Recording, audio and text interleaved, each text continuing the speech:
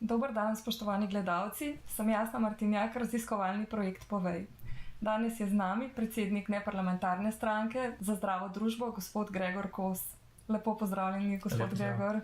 Me veseli, da smo se uspeli dobiti in da ste se odzvali. Tudi mene usklajevala sva kar nekaj časa ta termin. Mogoče sam eno digresijo na začetku. Res je sicer, da sem predsednik stranke, ampak sem v bistvu sopredsednik, ker je naša stranka edina stranka, ki ima predsednico in predsednika, ker smo se odločili, da tudi na tej deklarativni ravni želimo enakost oziroma enakopravnost spolov izkazovati.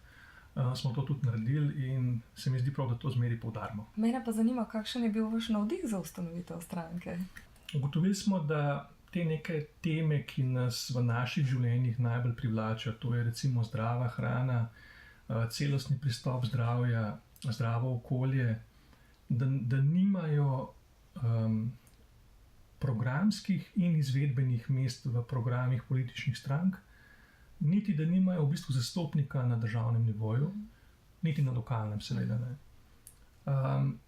In razmišljanje od tu naprej, kaj storiti, da bo do tega prišlo, je bilo relativno jasno. Če hočemo spremembo, jo moramo sami narediti. Na začetku je bila ideja nekateri mogoče malo močna, nekateri so imeli pomisleke, ampak ko smo začeli gledati tudi potem zakone o ustanovitvi stranke in vse naprej, registraciji pač politične stranke, smo videli, da to vendarle ni tako zahtevno, kot smo se mogoče na začetku bali. Stranko tudi dejansko registrirali in posvetili maksimalno mero naših prizadevanj v program, ki naj bi pač po našem trdnem prepričanju utelešal to, zakaj smo se ustanovili, torej, da smo v njem izrazili te cilje, za katere ne najdemo predstavljanja v ostalih političnih strankah ali pa posameznikih v politiki. Hvala. Kakšna pa je povezava vaše stranke z lokalnimi sveti, lokalnimi skupnostmi, pa kako bi jo izboljšali? Formalno ta povezava ne obstaja, ker smo se registrirali v aprilu lanskem letu, torej smo nova stranka. Zavestno smo se odločili, da na lokalnih volitvah letos nismo nastopili. Delno zato, ker je v veliki meri naš program namenjen izvedbi predvsem na državni ravni oziroma se dotika predvsem politik, ki so makroekonomske oziroma so državne, vse državne politike. Delno tudi zato, ker ne glede na to, da smo dobili številno podporo v mnogih središčih po Sloveniji, vendarle prepoznavnost še ni tako močna, da bi lahko nastopali v večjih lokalnih skupnostih. Seveda pa to ne pomeni, da lokalno raven izključujemo ali pa da nam ne bi bila pomembna. Daleč od tega. Glede na to, da sem sam oseba, ki je delal v lokalni skupnosti, imam pač neposredne izkušnje, kako pomembna je lokalna skupnost in kako lahko z delom v lokalni skupnosti dejansko ti vidiš, kaj si sprejel, naredil naslednji dan, kar je na državni ravni tako rekoč nemogoče. Nam še danes veliko pomoč pri izvajanju naših aktivnosti predstavljajo člani ali pa simpatizerji ali pa podporniki iz lokalnih okolij, ki nas seznanjajo s problematiko, ki nas seznanjajo, kaj je recimo v določeni občini sprejetega, pa neizvajanega. Predvsem nekako se mi zdi, da se te stvari v našem primeru v največji meri nanašajo na okoljske probleme.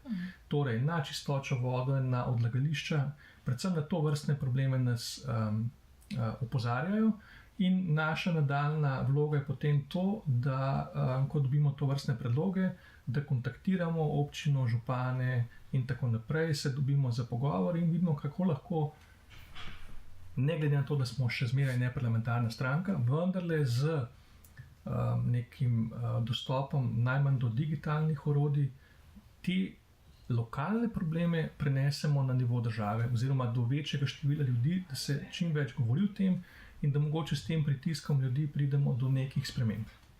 Hvala. Kakšno pa vaše stališče glede povezovanja strank med sabo? Se vam zdi smiselno? Zdi se nam smiselno tam, kjer obstajajo temelji za to. Ko smo se registrirali, ko smo torej ustanavljali stranko, smo pogledali programe drugih strank in teh naših programskih izhodišč nismo našli pri drugih strankah. Jaz moram sicer reči, da sem bil prijetno presenečen, ko smo sodelovali v volilni kampanji za državnozborske volitve, ko sem začutil to energijo neparlamentarnih strank, ki so dejansko vnašale popolnoma nove vsebine v polje politike.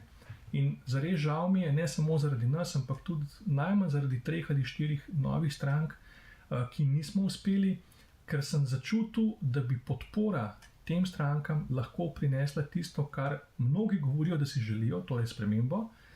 Ko pa je treba to spremembo udejanjiti z odhodom na volišče in da predajo svojega glasu za njo, pa zgleda še nekaj zmanjka. Torej, tukaj imamo eno diskrepanco med željo po spremembi in udejanjanjem spremembe. Mogoče ne rabiva zdaj zaiti v analizo, zakaj je temu tako, v javnomnenjske raziskave in kaj so in kaj še vse, ampak v vsakem primeru tu vidim priložnost. Je pa res, da smo že tudi sedaj v času po državnozborskih volitvah pa preizkusili pri nekaterih teh strankah možnost povezav, pa nekako do te želje ni prišlo. Ne bom rekel, da so programski problemi. Mislim predvsem, da gre za en klasičen problem osnovnega navdušenja neke skupine ljudi za neko spremembo ali pa za neko udejanjanje, ki potem zaradi neuspeha na volitvah ljudje izgubijo neko zanimanje. To se v polju politike relativno pogosto zgodi, ker se ljudje premalo zavedajo, da je politika tek na dolge proge. Da to ni nekaj, kar greš na volitve, zmagaš in zdaj boš pa ti to delo. Lahko ne uspeš na prvih volitvah, drugih, če gremo čisto po matematični verjetnosti, enkrat boš prišel na vrsto. Ne? Pa nočem seveda zrelativizirati politike ali pa volitev. Hvala. Zdaj bi pa vprašala eno vprašanje, ki izhaja iz moje lastne izkušnje, ko sem kot vaška podpredsednica obiskovala vse občinskega sveta in ugotavljala, da ni lokalnih predstavnikov v občinskem svetu, in z te izkušnje sprašujem v intervjujih po mnenju, kakšna se vam zdi ideja, da bi bil župan občinski svet sestavljen iz predsednikov vaških svetov, krajevnih, četrtnih? Kot ideja se mi ne zdi slaba. Večji problem vidim v izvedbi. Zato, ker poznam delovanje lokalnih skupnosti na način, da tisti, ki ima moč na nivoju občine, jo bo seveda udejanjal potem tudi v predsedstvih nižjih oblik, torej četrtnih skupnosti. Vsaj v primeru Ljubljane se to že izvaja. In dvomim, da bo potem oseba, ki bi prenašala nivo četrtne skupnosti na nivo župana, zopet kompetentno zastopala recimo četrtno skupnost ali pa v primeru vaške skupnosti vaško skupnost. Moje osebno mnenje je, da je na lokalnem nivoju bistveno večja priložnost gibanj, ki se ad hoc zberejo ali pa oblikujejo za posamezne programsko, okoljsko, ne vem kakšne izhodišča, in da tam zbirajo moč za protest, za neko obliko spremembe. Tukaj čutim največji potencial, ki se mi zdi, ampak seveda pozitivni protest, ne zdaj razbijanje in ne vem kaj, kar se nažalost v zadnjem času mogoče prepogosto dogaja, ampak tukaj vidim bistveno večji potencial, kakor samo deklarativno reči, zdaj pa bomo dosegli večjo stopnjo pripadnosti ljudi ali pa večjo zastopanost ljudi, s tem, da bodo predsedniki člani določenih organov na nivoju župana. Dejstvo pa je, da v osnovi tovrstnemu predlogu nikakor ne bi nasprotoval. No? Vidim, torej kot sama ideja se mi zdi več kot dober, bojim se samo, da ne bi prišlo v želji, da bi se bolj demokratično odprl ta prostor, da bi bilo večje stopnje zastopanja, da se ne bi spet izrabil, da bi potem nosilec oblasti na nivoju, ne vem, občine skušal zopet preprečiti, da bi tisti, ki dejansko imajo na nižjem nivoju neko željo po spremembi, da bi bil zastopan, ampak da bi zopet vplival na to, kdo to je. Čist iz realnih izkušenj govorim. Hvala. V vaši stranki zbirate pobude? Zbiramo, ampak na način, da nas podporniki, simpatizerji in člani seznanjajo z problematiko. Čim dobimo, ne iščemo nivoja, da mora biti x število podpisov pod tovrstnimi pobudami, ampak tudi če to samo posameznik nas obvesti o čemu podobnemu, takoj pogledamo, zakaj gre. In če je le možno, skušamo se aktivirati v smislu, da vidimo, kako lahko pomagamo. Tako da zdi se mi, da je to predvsem pri novo nastajajočih ali pa oblikovanih strankah tudi en način širjenja naše prisotnosti in da brez tega enostavno ne gre. Res je. Kakšno sporočilo gledalcem?